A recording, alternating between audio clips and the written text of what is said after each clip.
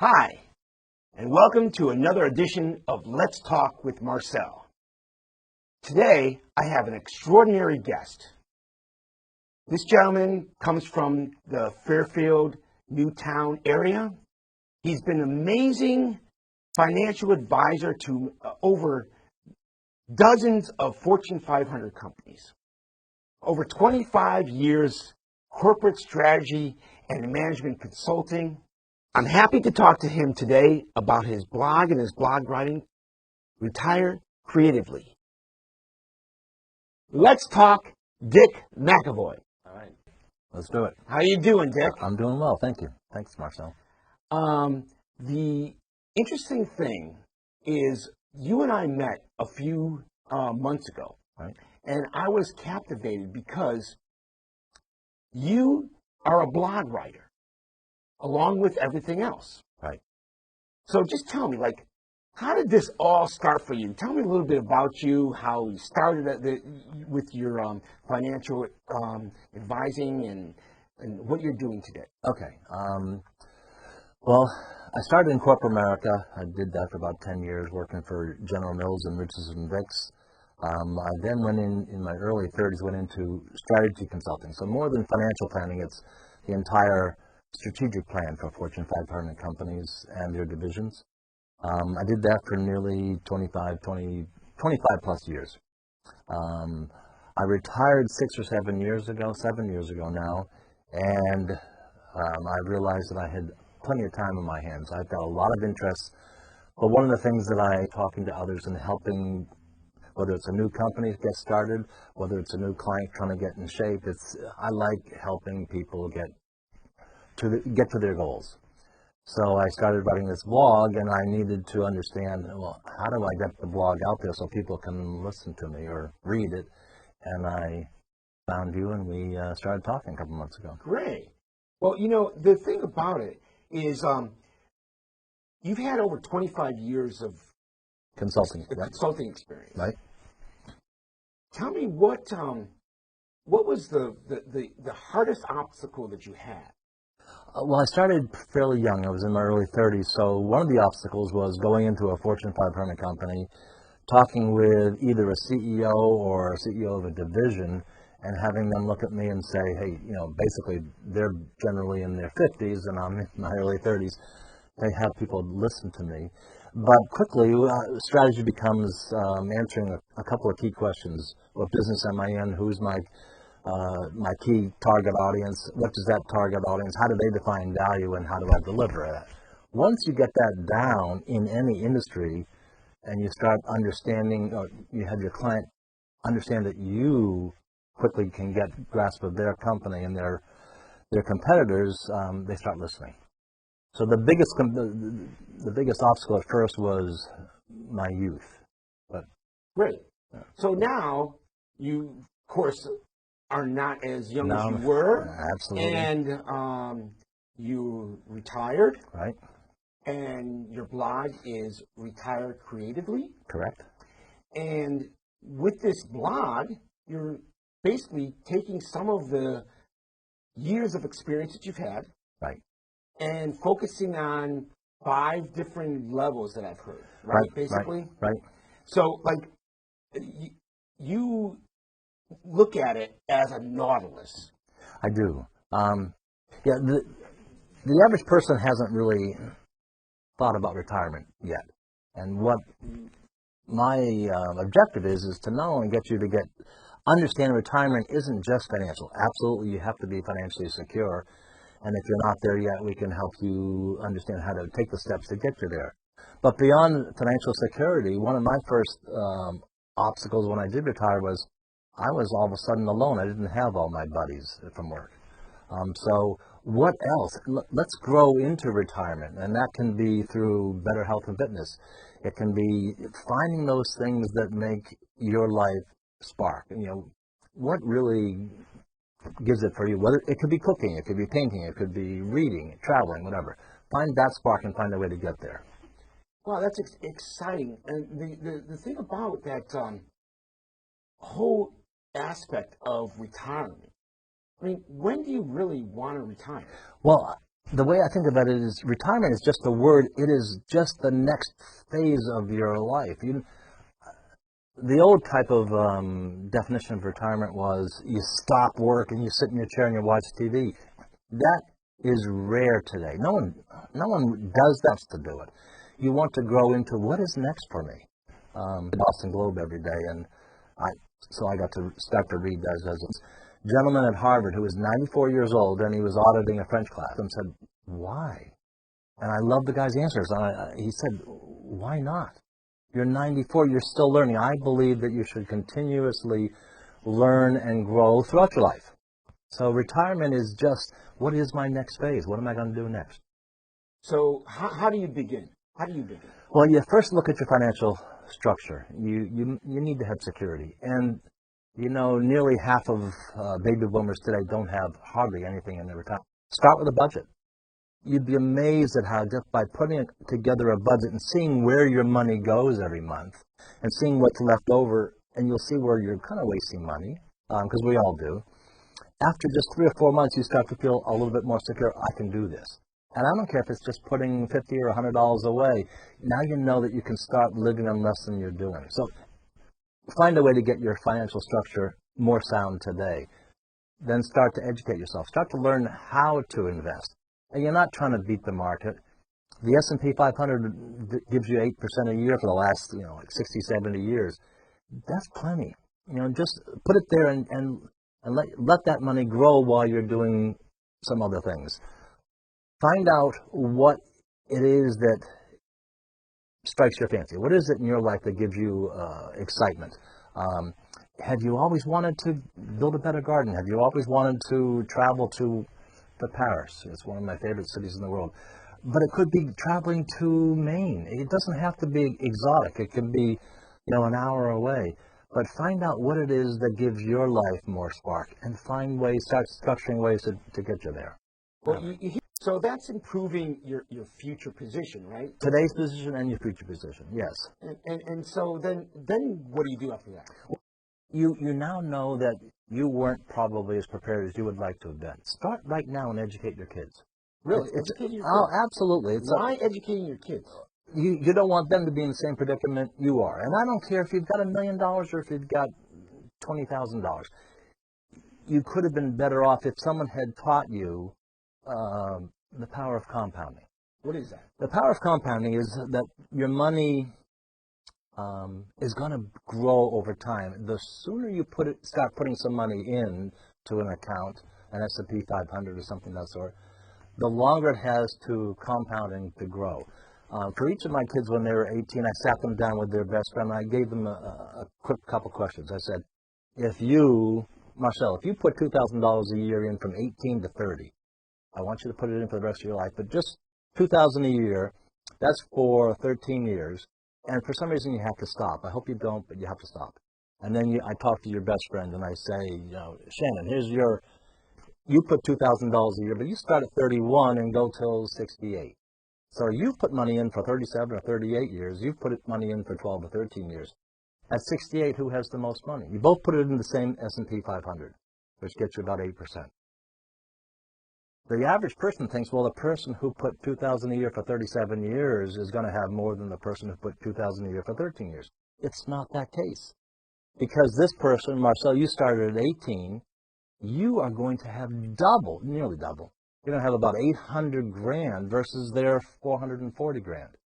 So that's the power of compounding, because you have longer time for it to compound and to grow. It's all the better. Had you put the $2,000 a year from 18 all the way to 68, you would actually have $1 million too. And so you teach your children today, and maybe you can even help them by matching a little bit. Give them a couple extra $100 at the end of the year so that they put their own little 401, not a 401 because they're not with a company, but an IRA, and get started. Get started today. If nothing else, teach them how to balance their checkbook. Teach them some of your basic fundamental financial IQ. Improve that for them. Very good. So when we talk about our Nautilus, and I have the diagram of our Nautilus, Mm-hmm. and I'm going to show this to everybody here. So this is the Nautilus stick. Right. And so we just talked about improving your future position today. Yes. And then, second, educating Your your kids. family. Right. So that they're better off than you are today. They're better off when they get to your age or thereabouts. So, working with your Nautilus, Right. you have a third section, which is achieving excellent health and fitness at any age. Right. So tell me a little bit about that. Okay. Well, let's say that the first two things, you get yourself financially secure and you get your kids planning their own lifetime, so they're a bit more secure than you are. What's next? If you don't have your health and fitness, you can't enjoy those next 20 years of retirement. So let's get yourself healthier than you've been. And let's not try to be the college athlete again. Let's just get yourself healthier. 80% of it's nutrition. So start eating better. And we can help you learn how to do that. Let's see, start eating a little bit better and start getting some exercise. And it can start by walking. Walk 20 minutes a day, 3 or 4 times a week. But we start to get ourselves healthier and more fit. And once you start feeling better, you're ready to take on more that life has to offer. So, again, we say, first, improving Your own financial position. Your own financial position. Right. Second, educating. Improving your kids. family. Yep. Third, get yourself healthier. Get yourself healthier. Right. You got to start somewhere. Exactly. You might as well start today. Right. Getting yourself healthy. Yeah. And then what do you do for the fourth thing? Okay, so the next thing is where you really want to grow into your retirement. Every one of our retirements should be unique to ourselves. I happen to love learning languages, and I paint, and I do some other things. So for me, the spark that gives me real life, I light up when I go to a museum. I light up when I hear Andre Bocelli sing. So there are things that just make me feel wonderful. Find out what that is for you. One of my college roommates, his favorite thing to do is gardening. I go to his house and he'll show me his garden for 2 hours if I'll let him. So find out what it is that you love and then get yourself into it. It could be bird watching. It could be going for walks. It could be anything. The exploring your creativity and the spark. Now, is that what really sparked your idea of retire creatively? Well, that's where the words came from. Way back when I was in college, I grew up poor. I had a wonderful family, but we had absolutely no money. And when I was a freshman in college, one of my philosophy courses was asking, describe your ideal person.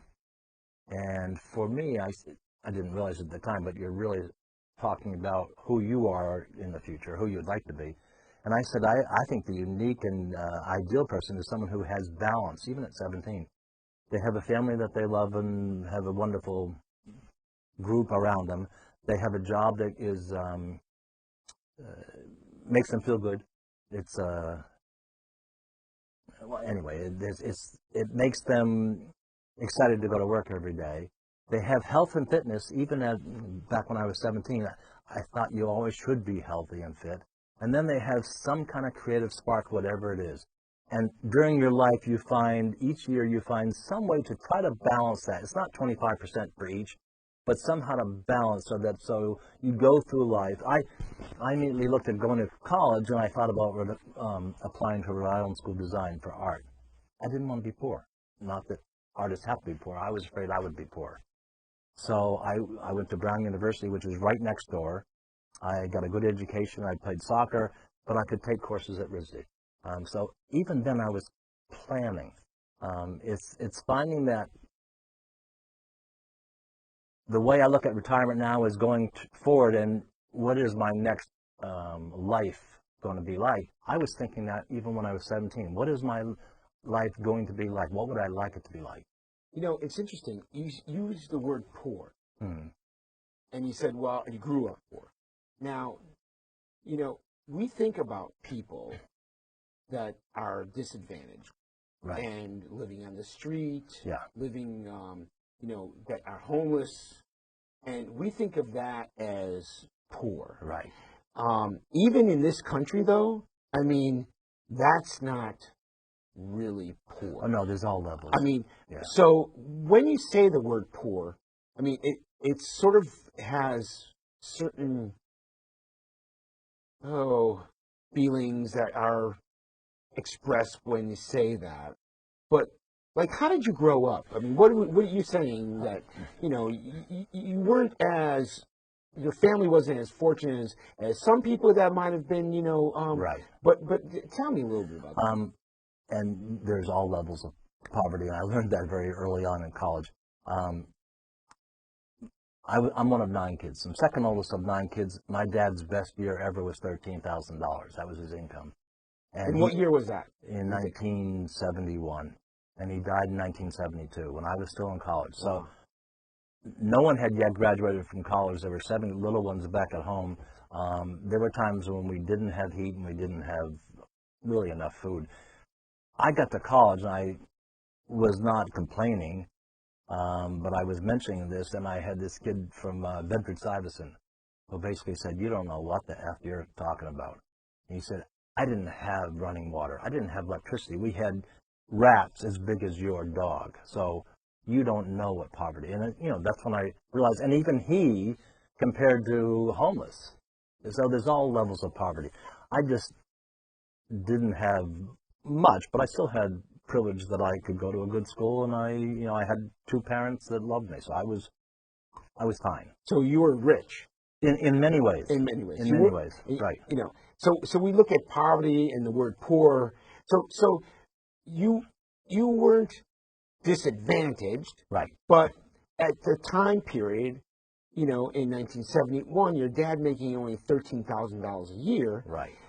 He may not have felt he was poor, but he was struggling to keep a family together. Is that what you're saying? He was struggling to feed the family and to have heat in the house. We didn't always have heat. Yeah. And the end of my freshman year, I left college, and my university said, "You're on probation. You can't come back until you pay what your family was supposed to have donated toward or provided for you for your freshman year, and prepay that for your sophomore year because you didn't pay it." So how did you do that?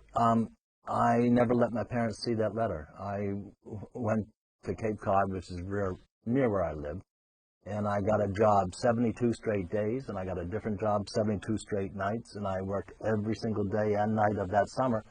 And I made, at the time, it was a couple $1,000s, which sounds like nothing today, but at $3 an hour, that was a lot of hours. Yeah. But I did it. I went back to school and For that whole summer. for that whole summer. And what did you do that summer? I worked at a restaurant where I set up the restaurant. It took me a couple hours every day, and the whole thing was, I think there are maybe 90 or 100 seats.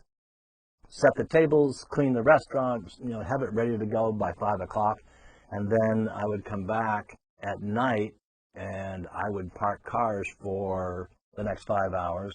But I was a kid and I was on the Cape, so even at 11 o'clock at night, I used my tip money to go out and have fun, and I got up the next morning and did it all? Did it all again, 72 straight days. So that's where age 17 to 19, somewhere then. So you went back to college, you paid the bill. Right. You didn't tell your parents. They never knew. So and then you became successful. What was your first job like? Oh, no, my first job was not successful. I graduated Brown University, so it's an Ivy League school. At the time in 1973, jobs were tough. So I already had a school payment, and I already had a car payment I had to make. So I took a job managing a restaurant, a steakhouse, until I could keep looking for other jobs and working for. I found a job working for a toy company. But for the first year or so, I was working at a goofy job that had nothing to do with my education. What did your education have? What did you? I had a BA in psychology, and later I got an MBA in finance and marketing. Okay. So then you end up working for Fortune 500 companies? Well, the first 3 years in between college and graduate school, I did these different jobs, and I got a great job working for the president of a Colorforms toy company. My collar Colorforms? Colorforms toys. Tell us, because people might not know what colorforms Oh, are. the little vinyl plastic stick-on toys. Yeah. Vinyl plastic stick-ons. Yeah, it was colorforms. They were a big thing in the 70s. You know, if you go to the Modern Art Museum in New York and you go to their store, they are in the Modern Art Museum because it was such a unique toy from 50s, 60s, 70s, and 80s. Yeah, so I worked for that gentleman. He was a recluse, a wonderful, wonderful man, and he knew I was creative, so he said, come and invent stuff for me. And I could do anything I wanted. I just invented stuff. What was your favorite thing? Well, the first thing I invented for him was, we weren't married yet, but my girlfriend, who is now my wife, was cooking in our little apartment, and the cookbook was blowing in the wind. And so I drew a frying pan. I cut it out of a cardboard thing and took her cookbook down, put two little circles on the frying pan, and put a little grommet in the middle so it would hold it, made a little cutout, and abbreviated 12 recipes on each side of the frying pan, drew a little chef's hat and a little mustache and called it Chef's Time Cooking Wheel. And I hung it by her fridge. I said, what do you think? Because now she could look at her recipe without having any blowing around. Took it to Harry, the president. He loved it, and we ended up, back then there was there were two big chefs, Julia Child and James Beard. James Beard put his face on it and became the James Beard Cooking Wheel. So, interesting. You know, from my head to the market. That's really cool. We made a couple percent profit on it. Yeah. Great. Really? Yeah. That's exciting. It was fun. So you have a lot of experience in life and a lot of things that you can help people with your blog. Right. What do you intend to do to help the people with? Well, again, get them financially secure. Find ways, and I don't care what level you start at. We can help you get started and help you feel more secure over the next several months, over the next couple of years. Help you to understand how to educate your kids. Because right now, if you don't know what you're doing, you can't educate your kids. We can help you educate your kids. I was a Division I college athlete, and I trained my whole life, and I became a personal trainer because I enjoyed training and exercising. So I can help people understand how to get physically fit. I'm 68, at any age. So we would help them become healthier and more fit, and then find that way to get your spark. I was talking to a guy at the gym who loves to cook, and he found a place, and not terribly expensive, he found a chef in Italy who would let him come and live with him and learn to cook. He was already a pretty decent cook, but now he lived with this guy for 4 months and improved his cooking capabilities. Just for himself. He wasn't trying to get a job. He was just, I want to cook better. I love that. So it's find that spark, and we can help you find your spark. And again, it could be bird watching, it could be gardening, it could be anything. And then, once you have all that in place, what is the real covenant? Be thankful for what you got. And you start, I was thankful at 17 when the kid from Bedford-Stuyvesant made me realize I wasn't poor. You know, compared to him and even compared to others. Realize what you do have. No matter what you have more than so many others, and find ways to give back. And it's just, it could be your time. I love little babies. The idea of you can go to, you have to sign up and be accepted, but you can go to hospitals where you can hold little babies, because some babies are born preemie and their parents have to go back to work. And that poor little preemie might be in bed in the incubator or the ICU for a couple of months before they can go home. They need to be cuddled. And the idea of just going and holding babies for a couple hours a day is, to me, thrilling. But find whatever it is that gives you your life extra spark. And then and be blessed about it. And be blessed about it. So you're giving back. This is one way of giving back your time. But if you have a little bit extra money, then my wife rescued a dog. You can do so many things for so many people. Volunteering, giving your time as a volunteer. Right. Your expertise. You can teach a little bit. Teach reading. Teach English as a second language. There's a plethora of things that you can do to help others. Find out what it is that drives you. Fantastic.